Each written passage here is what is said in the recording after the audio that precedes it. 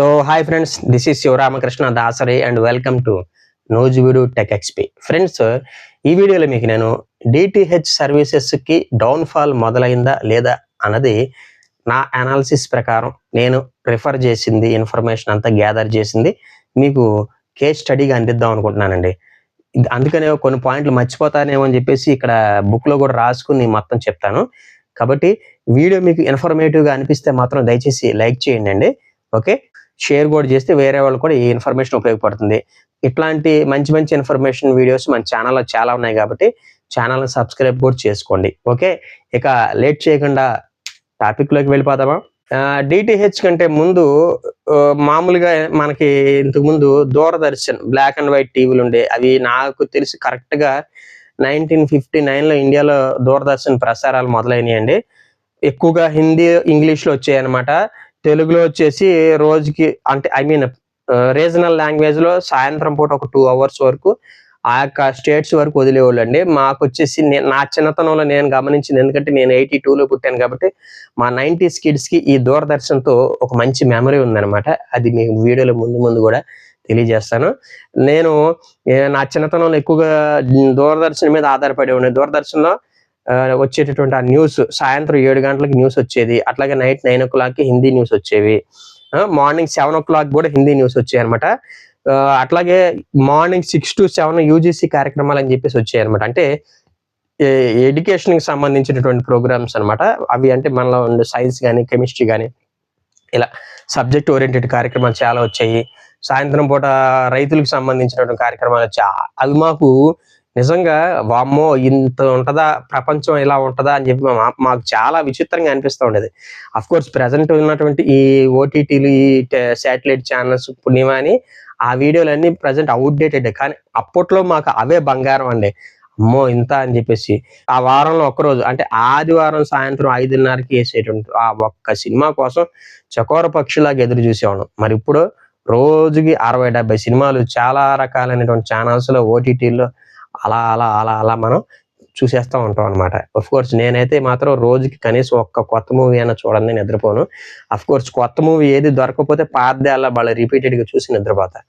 మరి మీకు తెలుసు కదా, మన మూవీ రివ్యూ ఛానల్ కూడా ఉంది. నాకు ఆ మూవీస్ కూడా డైలీ వాచ్ చేయడం అనేది నాకు ఒక అలవాటు కాబట్టి అందుకే చెప్తున్నా. ఓకే, ఇక DTHల విషయానికి వస్తే అప్పట్లో దూరదర్శనం బాగా ఫేమస్ అయినటువంటి ప్రోగ్రామ్స్ అంటే మహాభారత్, రామాయణం అండి. అసలు ఈ 2 ప్రోగ్రామ్స్ వస్తున్నప్పుడు అవి ఆదివారం నాడు వచ్చాయన్నమాట. రోడ్డు మీద మిలిటరీ కర్ఫ్యూ పెట్టినట్టేనండి. ఒక్క మనిషి కూడా కనపడేవాడు కాదు. ఆ ప్రోగ్రామ్స్ వస్తుంటే ఎంత పెద్ద షాపులు ఉన్న వాళ్ళైనా సరే కట్టేసుకుని ఇళ్ళకి వెళ్ళిపోయేవాళ్ళు. అప్పట్లో టీవీ కూడా ఇంటింటికి ఉండే కాదండి. ఒక ఇల్లు ఉందంటే 10 ఇళ్ళలో వచ్చి ఆ ఇంట్లో కూర్చొని చూసేవాళ్ళు. నేను కూడా మా పక్కింటికి వెళ్ళి ఆ టీవీ చూసేవాళ్ళు అనమాట. అలాగా పక్కింట్లో ఆ రామాయణం వస్తుంటే ఎవరన్నా మాట్లాడారా వీపులు డామన్ పేర్లను కొట్టేవాళ్ళు అనమాట. అలాగా ఆ తర్వాత కొద్దిగా 90s టైంలో చంద్రకాంత, అలీఫ్ లైలా, సింద్బాద్, ఇంకా కార్టూన్స్ విషయానికి వస్తే Tom and Jerry, TaleSpin, DuckTales, Alice in Wonderland, ఈ ప్రోగ్రామ్స్ బాగా వచ్చాయి దూరదర్శన్లో. వాటిని చూసేవాళ్ళు అనమాట. అట్లాగే నైట్ రైడర్ అని చెప్పేసి ఒక హాలీవుడ్ యాక్షన్ సిరీస్ కూడా వచ్చాయి, నైట్ రైడర్. అట్లాగే ఇంకా ఏదో ఒక స్ట్రీట్ హాక్ అని చెప్పేసి బైక్కి సంబంధించి హాలీవుడ్ యాక్షన్ సిరీస్ కూడా వచ్చేయండి. ఇట్లా చాలా చూశాను అనమాట.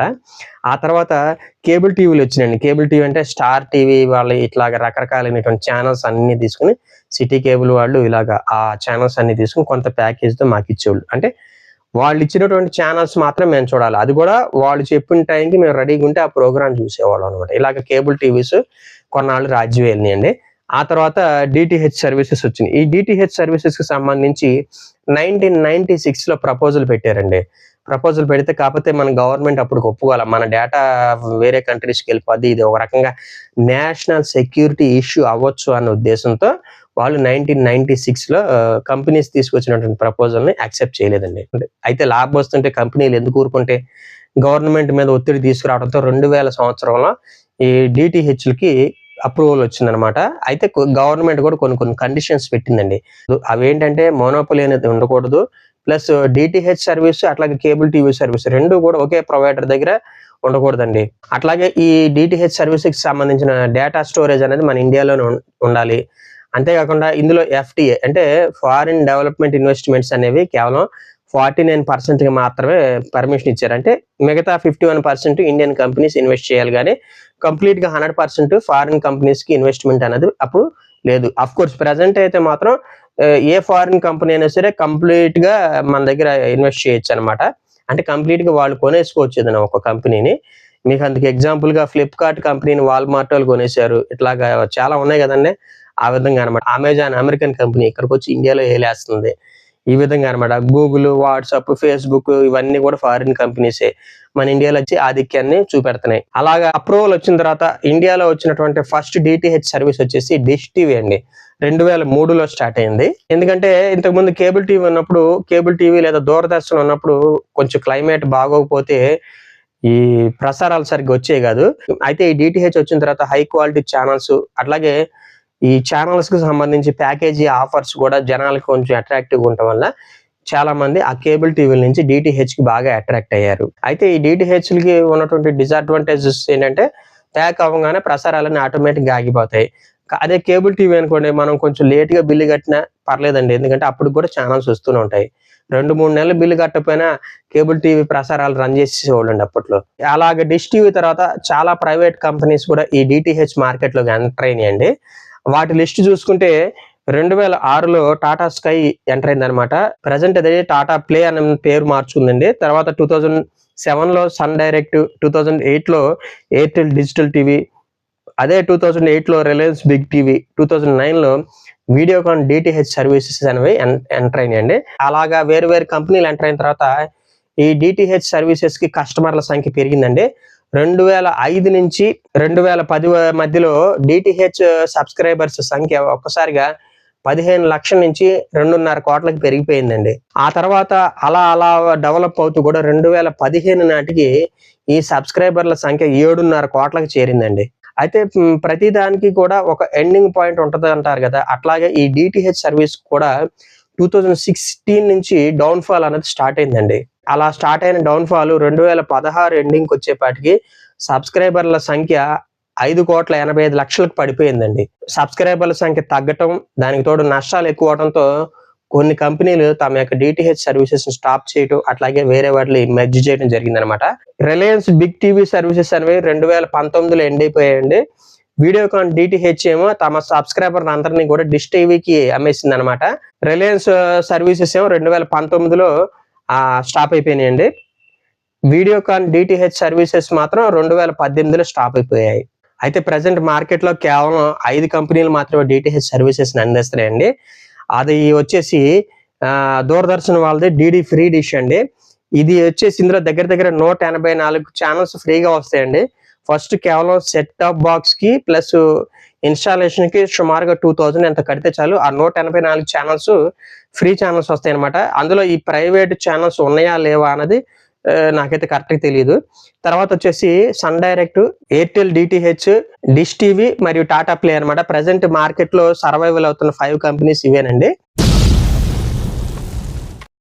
మరి ఈ డిటిహెచ్ సర్వీసెస్ యొక్క డౌన్ ఫాల్ స్టార్ట్ అవడానికి ముఖ్యమైన కారణం ఏంటంటే మెయిన్ ప్రజెంట్ ఈ Disney plus Hotstar, Amazon Prime, Netflix, ఇంకా ఆహా, G5 ఇలాగ చాలా ఓటీటీ ప్లాట్ఫామ్స్ వచ్చేసినాయండి. అవి రావటం అన్నది ఈ డిటిహెచ్ డౌన్ ఫాల్ కి ముఖ్యమైన కారణం. అంతేకాకుండా ప్రజెంట్ చాలా మంది దగ్గర మొబైల్స్, ట్యాబ్స్ ఎక్కువ ఉంటున్నాయి.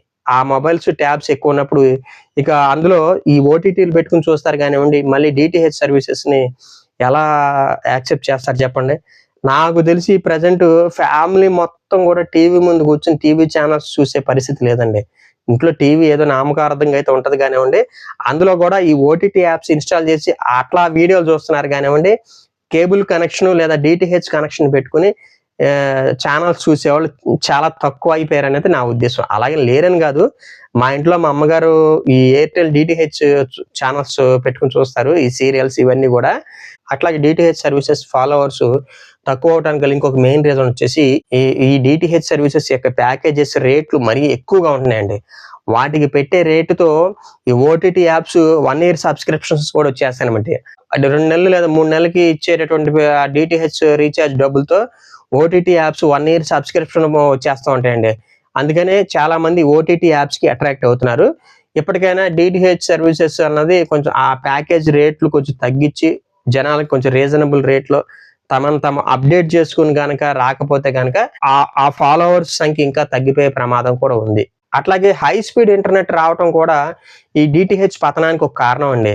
ప్రజెంట్ ఈ ఎయిర్టెల్ వైఫై, జియో వైఫై అని చెప్పేసి ఇలాగా సర్వీసెస్ ఉన్నాయి కదండి. ఆ హై స్పీడ్ ఇంటర్నెట్ తో ఓటీటీస్ కి జనాలు బాగా అలవాటు పడిపోయారు కాబట్టి డిటిహెచ్ సర్వీసెస్ వైపు వాళ్ళు అంతగా మళ్ళట్లేదు అనేది నా అభిప్రాయం. అట్లాగే ఈ డిటిహెచ్ సర్వీసెస్ కి పతనానికి ఇంకొక మెయిన్ రీజన్ వచ్చేసి వీటి తాలూకు లైసెన్స్ ఫీజు అన్నది ఎక్కువ ఉంటుందండి. ఇదివరకుతో పోల్చుకుంటే ఫాలోవర్స్ బాగా తగ్గిపోయారు, వాటి మీద వచ్చేటటువంటి ఇన్కమ్ బాగా తగ్గిపోయింది. కానీ లైసెన్స్ రేట్లు మాత్రం అంతకంతకి పెరగడం కూడా డిటిహెచ్ కంపెనీలకి నష్టాలు రావడానికి ఒక ముఖ్యమైన రీజన్ అని చెప్పొచ్చు. ఏదేమైనా సరే కంపెనీలు ఇక ముందైనా సరే కస్టమర్స్కి ఇచ్చేటటువంటి సర్వీసెస్ విషయంలో క్వాలిటీని పాటించి అట్లాగే రేట్లు కూడా కొంచెం రీజనబుల్ గా పెట్టి ఓటీటీలతో టైఅప్ అయితే ఏమన్నా కొంచెం డెవలప్మెంట్ ఉంటుందేమో కానీ అదే విధంగా మూర్ఖంగా వెళ్ళిపోతే మాత్రం తొందరలోనే ఈ డిటిహెచ్ సర్వీస్ అనేది ఫేడ్ అవుట్ అయిపోద్ది. మీకు కరెక్ట్ ఎగ్జాంపుల్ చెప్పాలంటే టాటా ప్లే సర్వీసెస్ వాళ్ళు రీసెంట్ గా అమెజాన్ ప్రైమ్ తో కూడా కొలాబ్ అయ్యారండి. అలాగా ఈ డిటిహెచ్ సర్వీసెస్ అనేది ఓటీటీ యాప్స్ తో కనుక కొలాబ్ అయితే ఆ డిటిహెచ్ సర్వీసెస్ అనేది కొంచెం నిలబడచ్చు. ఓవరాల్ గా చూసుకుంటే కర్ణుడి చావుకి 1,00,000 కారణాలు అన్నట్టు మార్కెట్ లో ఉన్న పోటీ వాతావరణం వల్ల అంతమయ్యే పరిస్థితి కనపడుతుంది. డిటిహెచ్ యొక్క డౌన్ ఫాల్ కి కారణం ఏంటనేది బాగానే ఎక్స్ప్లెయిన్ చేశానని అనుకుంటున్నాను. నా ప్రజెంటేషన్ గనక మీకు నచ్చినట్లయితే ఈ వీడియోని లైక్ చేయండి, షేర్ చేయండి. మరిన్ని ఇంట్రెస్టింగ్ టాపిక్స్ కోసం మన యూట్యూబ్ ఛానల్ని సబ్స్క్రైబ్ చేసుకోండి. థ్యాంక్ యూ అండ్ జై హింద్.